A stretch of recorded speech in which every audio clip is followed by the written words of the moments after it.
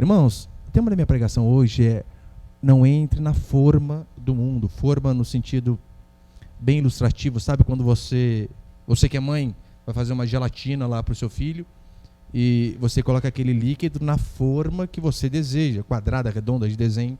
É mais ou menos essa ilustração que Paulo dá, e sobre isso que eu quero falar. Romanos 12, 2. E está marcado Romanos 8, 2, mas é Romanos 12, tá? Vamos ler o versículo 1 e o 2, então? Diz assim: rogo-vos, pois, irmãos, pelas misericórdias de Deus, que apresenteis o vosso corpo como sacrifício vivo, santo e agradável a Deus, que é o vosso culto racional. E no verso 2 ele diz: e não vos conformeis com este século, mas transformai-vos pela renovação da vossa mente, para que experimenteis qual seja a boa, agradável e perfeita vontade de Deus. Olha para cá, por favor.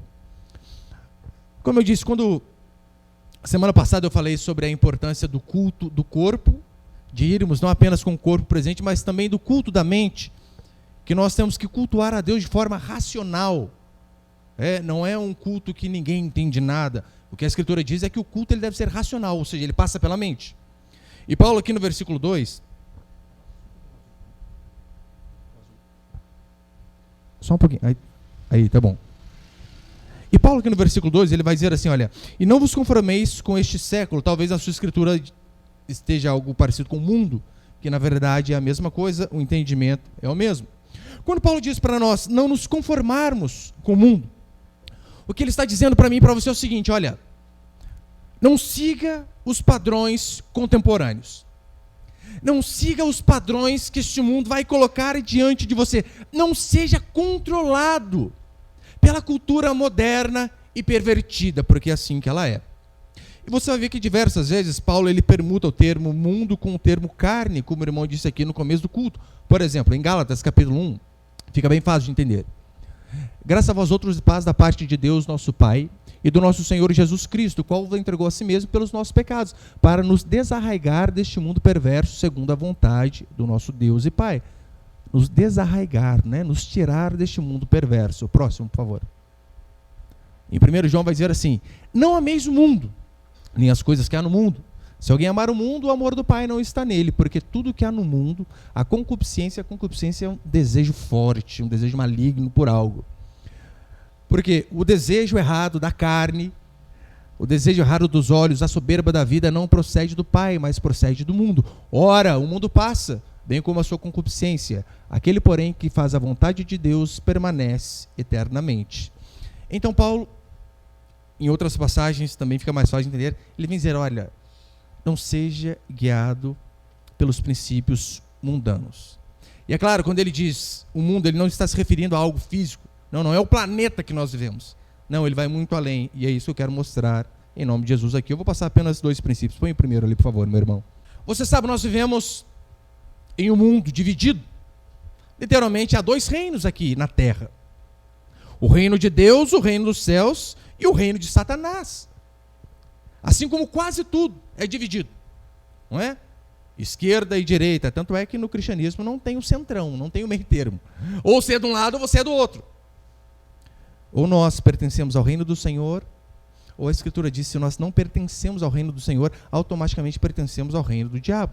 Eu vou deixar bem claro: o mundo, ele não é um lugar, mas ele é um estilo de pensamento, e consequentemente esse estilo de pensamento vai levar a um estilo de comportamento, porque como nós pensamos, assim nós vamos agir. Portanto, você deve se perguntar: quem controla a sua vida? Quem controla a sua vida passa pela base de quem controla a sua mente. Quem controla a roupa que você usa? O que governa o que você é como esposa dentro do seu lar? Como marido dentro da sua casa? Como filho? Como filha? Como mãe? Como pai? O que controla? Então Paulo diz: há 2 caminhos. Ou você é controlado pelo mundo e pela carne, que é a vontade maligna, a vontade de fazermos aquilo que é contrário à vontade do Senhor, ou você é guiado pelo Espírito Santo. Em Efésios capítulo 2, eu coloquei ali, Efésios 2? Em Efésios 2, Paulo diz assim: ele vos deu vida, falando Jesus Cristo em relação a nós. Cristo nos deu vida. Ele vos deu vida estando vós mortos em vossos delitos e pecados, nos quais andastes outrora segundo o curso deste mundo. Ou seja, todos nós, antes da graça de Deus vir sobre nossas vidas, o que a Escritura diz é que nós andávamos segundo o curso deste mundo. Ou seja, rumo à perdição. Não sei se você já viu aquelas charges onde tem alguém ali com o olho vendado e uma fila atrás dele e todos indo para o buraco. Essa é a ilustração do ser humano sem Deus, seguindo o fluxo deste mundo, que vai acabar em morte. Ele vos deu vida estando vós mortos em vossos delitos e pecados, nos quais andastes outrora, segundo o curso deste mundo, segundo o príncipe da potestade do ar, do espírito que agora atua nos filhos da desobediência. Assim éramos. O que atuava em nós antes da conversão não era o Espírito Santo, mas o espírito da desobediência, dos filhos da desobediência, porque ou você é filho de Deus ou você é filho do diabo. Não existe filho de chocadeira, neutro. Ou você é de um ou você é de outro. Entre os quais também todos nós andamos outrora, segundo as inclinações da nossa carne, ou seja, do nosso desejo natural, fazendo a vontade da carne e dos pensamentos, e éramos por natureza filhos da ira, como também os demais. É interessante esse termo que Paulo usa, né? Quem não é filho de Deus é filho da ira. Filho da ira de quem? Filho da ira de Deus. Ele não tem o amor. O que ele tem é o oposto, é a ira de Deus sobre ele. E o que nós vemos em toda a Escritura é que o que está em oposição à carne é o Espírito. Você sabia que o grande problema da raça humana não está na falta de inteligência? Esse é o problema dos homens. Eles pensam assim, olha, o que o ser humano precisa, na verdade, é estudo. Eu não estou dizendo que é errado. Educação é primordial.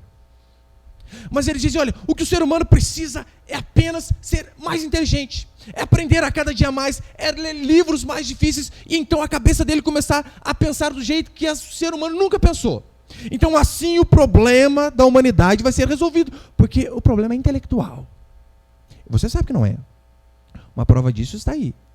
O iluminismo, né, quando as pessoas se acharam iluminadas, que elas podiam de fato colocar a religião de lado, porque agora nós temos a razão, nós não precisamos mais de Deus. Nós temos a nossa mente e, portanto, rejeitamos a religião.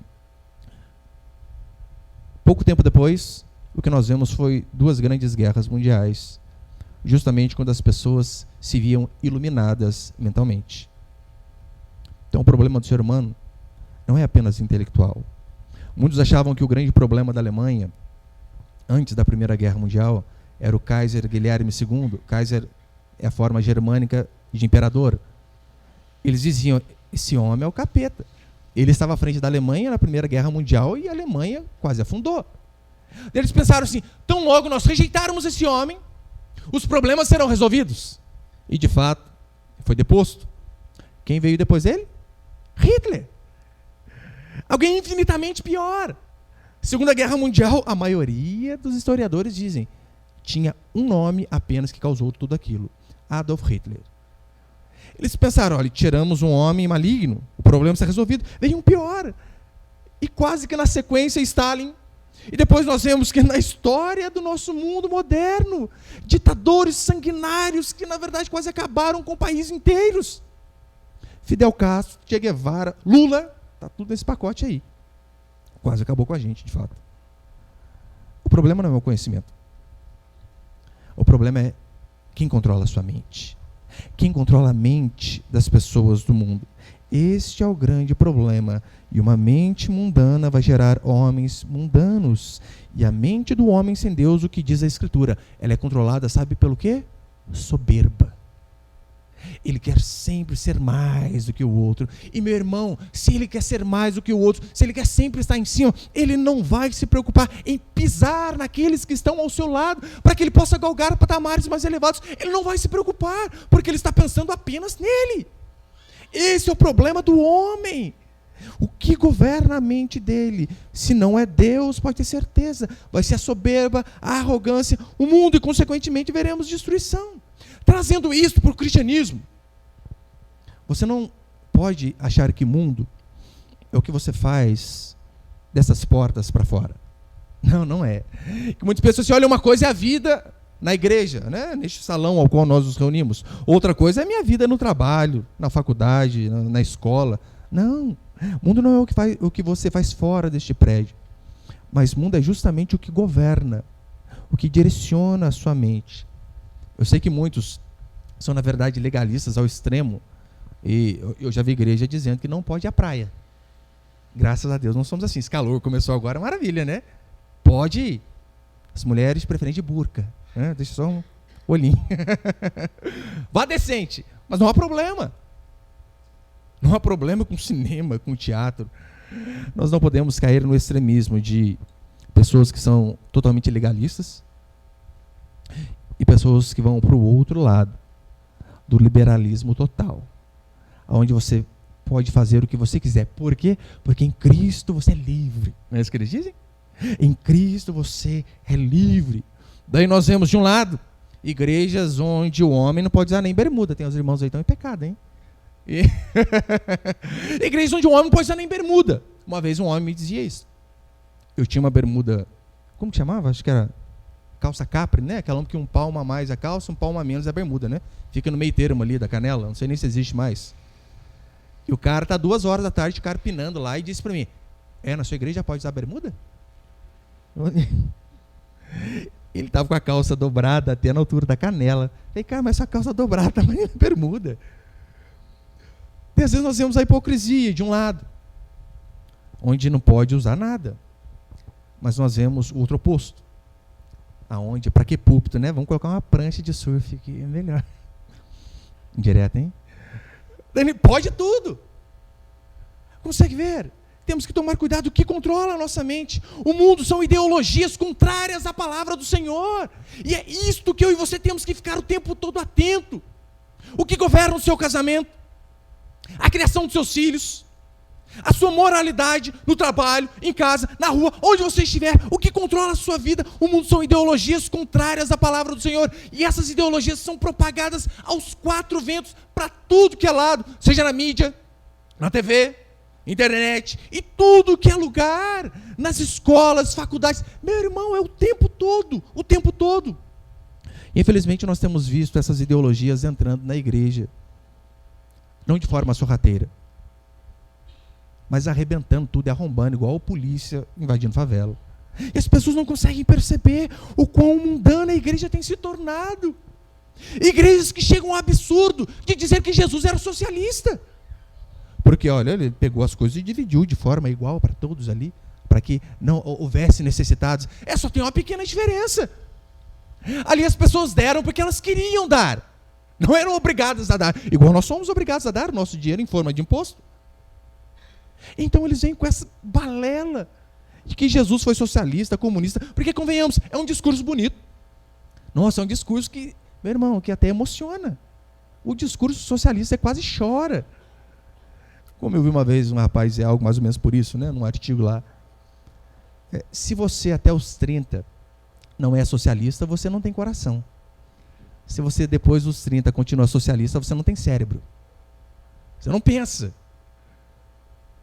E de fato é assim. Porque o discurso era bonito, né? Olha, uns têm muito, outros têm pouco. Nós vamos lutar por igualdade. Todos vão ter igual. E é claro, né? Todos têm igualdade. Igualdade de pobreza. É a única coisa que o socialismo produz. Nós não conseguimos ver ideologias mundanas entrando na igreja, como o feminismo. Você percebeu a peste, a praga que é o feminismo? E quanto isso está dentro das igrejas? Porque, convenhamos, porque muitas mulheres querem fazer faculdade e trabalhar fora? É para, de fato, desenvolver os talentos que Deus deu, para que mais pessoas sejam abençoadas? Ou é pelo simples objetivo de não ter que pedir as coisas para o marido, não ter que depender de um homem? Percebeu que é por isso? Por que as mulheres querem trabalhar e ter o seu próprio dinheiro? Querem deixar a criança o dia inteiro na creche, na escola? Por quê? É justamente porque elas dizem assim: eu não vou depender de homem algum. E elas não percebem que esse discurso vem na escola, que esse discurso vem na faculdade, e esse discurso acaba entrando na igreja. E é onde há uma divisão dentro do lar. Não entre brancos e negros, entre opressores e oprimidos, mas entre marido e mulher. Porque é isso que essas ideologias fazem, e é isso que Paulo vem o tempo todo nos advertir. Não se conformem com essas coisas. Não deixem que essas coisas governem a sua vida. O mundo vai o tempo todo tentar desconstruir o sistema patriarcal que a Escritura diz que tem que ser, onde o homem é o cabeça e a mulher submissa ao marido. Submissa não é ser empregada. Submissão é estar debaixo da mesma missão, os dois juntos, andando rumo àquilo que o Senhor planejou. Só que não. O mundo tenta desconstruir isso, onde eles querem colocar a mulher como cabeça É por isso que talvez o que mais tipifica, um desenho que tipifica isso é os Simpsons, onde a cabeça ali é a Marjorie, a mulher. O Homer é só um gordo que rota e porco. E a consequência é um filho desmiolado. É isso que acontece. Então eles tentam fazer com que a mulher seja a cabeça. Os filhos passam a ser obrigação do Estado. Porque você não precisa cuidar do seu filho. Você já fez o bastante, você pariu a criança. Agora alguém cuide. Pastor, mas de forma bem prática, onde que nós conseguimos ver isso também dentro da igreja? Tirando das nossas casas. Sabe onde? Pastorado feminino. Pastoras. O pastorado feminino veio por conta do feminismo. Porque antes do advento feminista, era ponto pacífico. A mulher não pode liderar uma congregação que contenha homens e mulheres. Antes do advento feminista, não havia dúvida sobre esse texto aqui. Põe ele, por favor. 1 Timóteo 2:11. Não havia dúvida sobre esse texto. A mulher aprende em silêncio com toda submissão. E não permito que a mulher ensine. Aqui está falando, no caso, ensino da igreja. E não permito que a mulher ensine nem exerça autoridade de homem. Esteja, porém, em silêncio. Não precisa desenhar, não, né? A mulher aprende em silêncio, com toda a submissão, e não permite que a mulher ensine, nem exerça autoridade de homem. Esteja, porém, em silêncio. Porque primeiro foi formado Adão e depois Eva. E Adão não foi iludido, mas a mulher, sendo enganada, caiu em transgressão. Todavia será preservada através de sua missão de mãe, se ela permanecer em fé, amor, santificação com bom senso. Não havia dúvida em relação a esse texto. Sabe quando que começou a haver dúvida? Depois que o feminismo começou a ser soprado aos quatro ventos do mundo e começou a respingar dentro da igreja do Senhor. É por isso que Paulo diz, mesmo vivendo neste mundo, não nos amoldemos a ele. É claro, as irmãs sabem, né? Eu não estou dizendo de forma alguma que as mulheres não têm capacidade. Muitas delas são muito mais capazes que os homens. Mas é simplesmente porque Jesus disse assim, cada um no seu quadrado. Capaz de entender, né? Só, porque convenhamos, você trocar cuidar do seu filho para cuidar de marmanjo no serviço. Você deixar de ouvir, talvez, o seu filho dizer mamãe e papai e preferir ouvir as ordens, os xingos e os esporros de um patrão endemoniado, carne de pescoço. Fala, você não tem que ser louca. Tem que ser totalmente débil da cabeça. Mas essas ideologias têm entrado na igreja, nos relacionamentos de cristãos. Olha, até me dói o coração falar esse termo, mas para ficar mais fácil de entender. Mas normalmente o namoro cristão dá até urticária quando eu falo namoro cristão, né? Não tem como. O relacionamento cristão, ele é baseado, antes de casar, ele é baseado na escritura ou ele é baseado na cultura moderna? Você percebeu que as pessoas elas não vão para a escritura e dizem assim, como a Bíblia diz que temos que nos relacionar antes do casamento? Não diz isso? Como todo mundo faz? É só no teu finalmente, tá tudo certo. Porque namoro de crente para muitos é isso aí. Ó, não tendo rally rola lá o checkmate, finalzinho, tem problema, mão naquilo, aquilo na mão, esfrega, abraça e vira de ponta cabelo, não tem problema. Mas não é isso.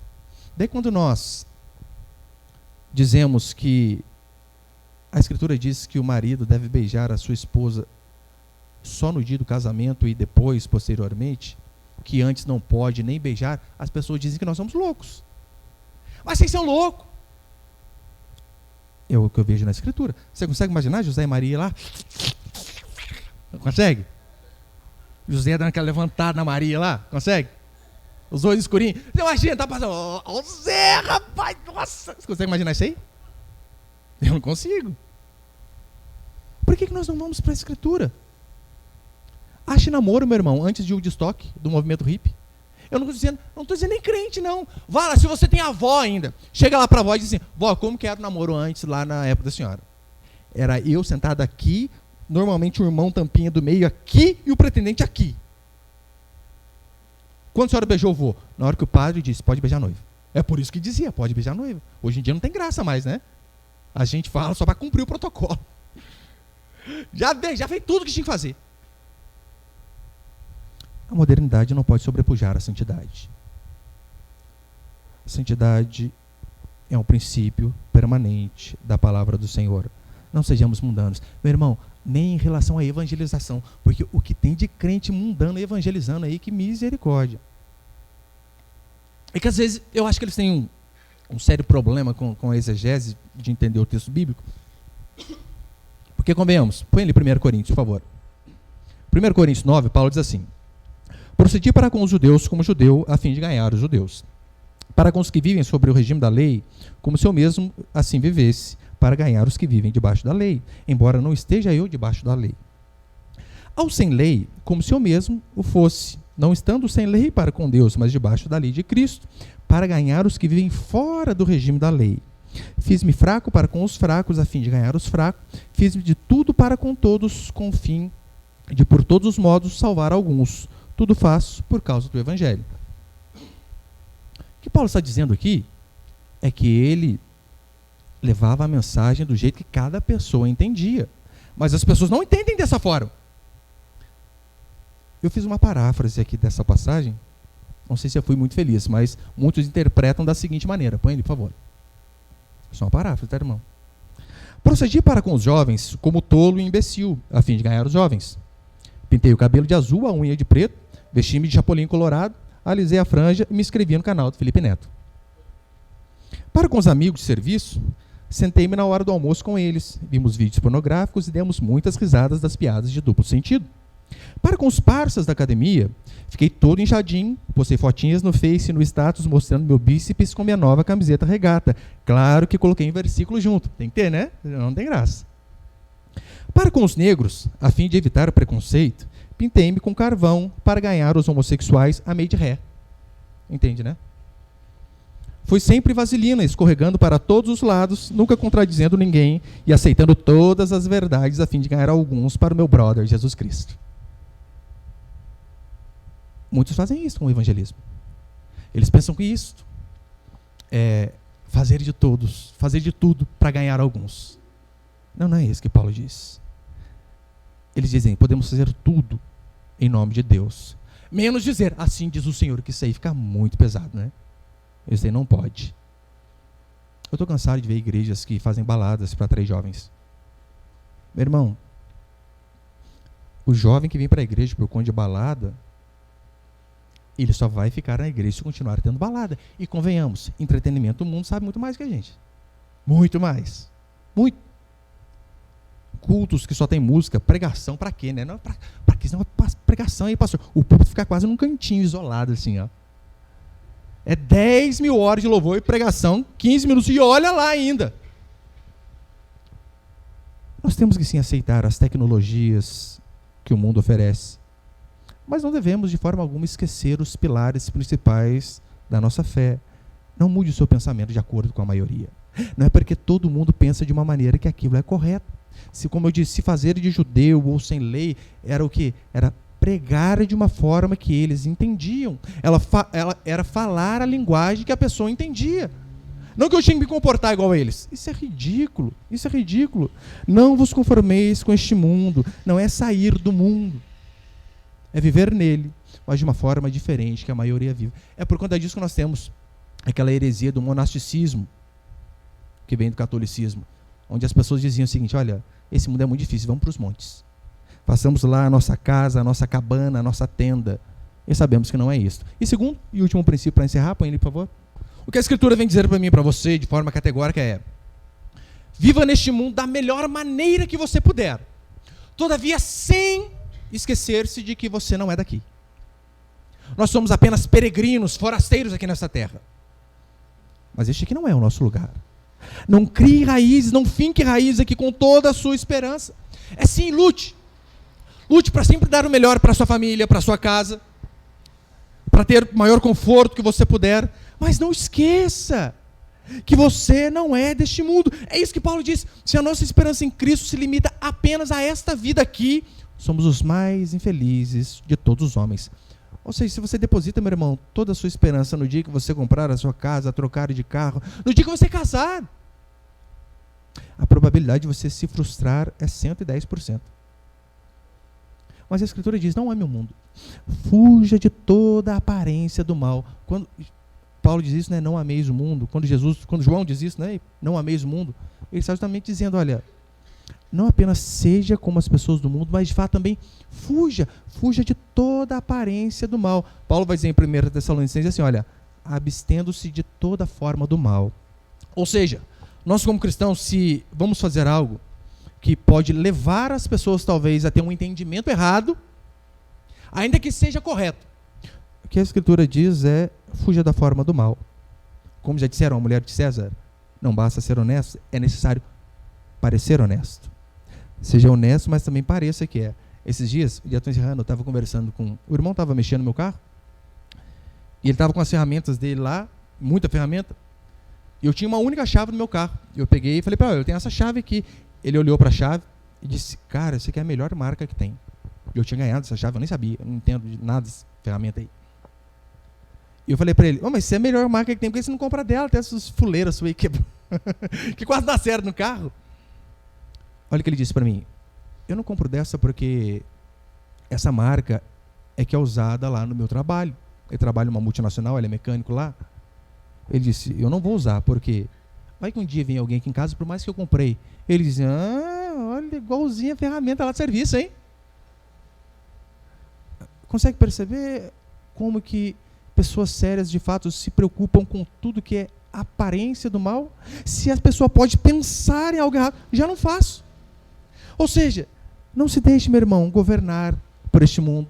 Fuja da aparência do mal. Não ande na moda desse mundo. Porque você sabe, meu irmão, hoje em dia, o que este mundo tenta o tempo todo mostrar para as pessoas? É o exibicionismo. Você percebeu como as pessoas são exibidas? Isso é o que se espera de pessoas ímpias. Elas se auto-exibem o tempo todo. É a pura ostentação. Tem até os caras que cantam funk, né? Põe uns correntones dessa grossura no peito, assim, com um R, que parece um prato, para mostrar que tem ouro. E o que nós falamos? Pura ostentação, essas coisas aí. O problema deles é que eles ostentam com carros, mulheres, dinheiro, ouro. Mas não é verdade que esta coisa de ostentação também está muito dentro da igreja? Talvez está muito na sua vida. Porque essa é uma característica do mundo. Ostentação. Você não pode ostentar uma roupa. A Bíblia diz que o cristão tem que ser modesto. Eu não estou dizendo que você vai andar de forma totalmente jocosa, né? Daí não pode ter, porque tem igreja, daí leva para o extremo e diz assim, a mulher não pode nem passar maquiagem. Passa, irmã, pelo amor de Deus. Dá uma enganada seu marido lá na funilaria e pintura. Não tem problema. Progressivo, dá um depilado na axila, faz bem. Só que daí muitos levam para o extremo. Tem que se vestir de qualquer jeito. Claro que não. Se vista bem. Mas não de forma exuberante. E muito menos de forma sensual. Eu ia trazer uma foto, eu esqueci de pôr ali. Eu vi uma foto esse dia, década de 90, um cara com uma calça meio larga assim. E hoje, né, 2019, o cara com uma calça leg. O homem, meu Deus do céu. Ei, Jesus, esse mundo está virado mesmo. Não fique se exibindo. Sabe por que a Bíblia condena isto? Lembra dos fariseus? Eles andavam com filactérios, que eram pequenos pedaços de oração mesmo, em papel amarrado na franja, e caixinhas de oração amarrado na testa. É uma coisa ridícula, absurda. E eles faziam isso com que finalidade? Eles queriam proclamar para o mundo o que eles faziam. E eles queriam ser admirados para ver. Olha, rapaz, que homem de Deus, hein? Anda com a Bíblia até na testa, amarrada na testa. Versículo para tudo que é lado. No braço. Eles queriam proclamar ao mundo e queriam que o mundo admirasse o que eles faziam. Não age como eles. Pastora, mas eu não faço isso. Será que não? Será que você também não se exibe muito na internet? Será que o seu status não é só para mostrar o que você faz o dia inteiro? Isso é uma forma de se exibir também. Eu não estou dizendo que você não possa, meu irmão. Deus me livre, né? Eu quero ser legalista dizendo, crente não pode ter Facebook. Tenha, bênção. Saiba usar, claro. Mas uma coisa é você compartilhar um passeio ou outro, principalmente com pessoas que você gosta, né? Olha onde eu fui. Meu irmão, o dia que eu for para Israel, vou mandar para todo mundo aí no particular, pode ficar sossegado. Uma coisa é você compartilhar algo com o outro. Agora, todo dia, tudo que você faz tem que pôr, criatura.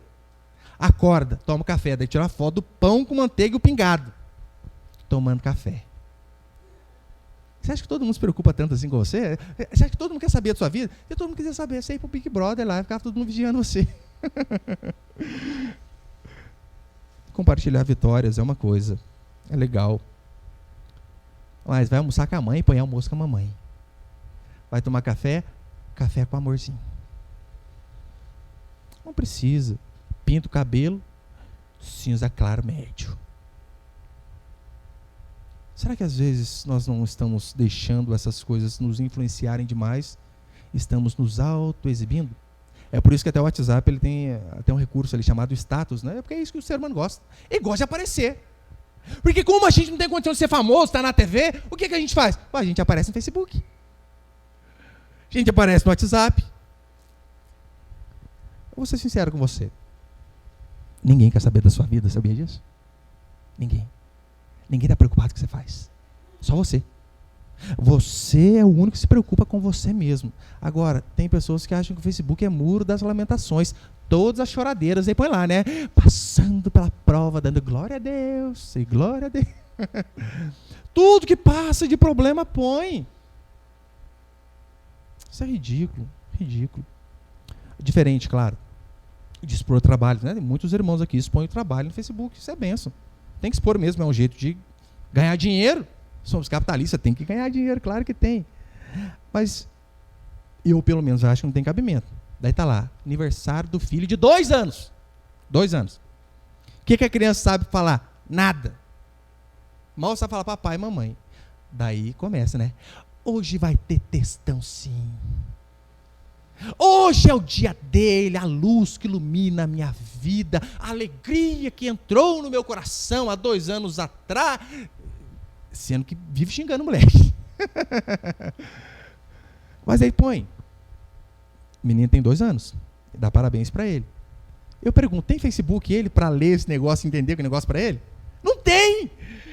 Para quem que é o parabéns? É para a mãe, meu Deus do céu! Ela que quer.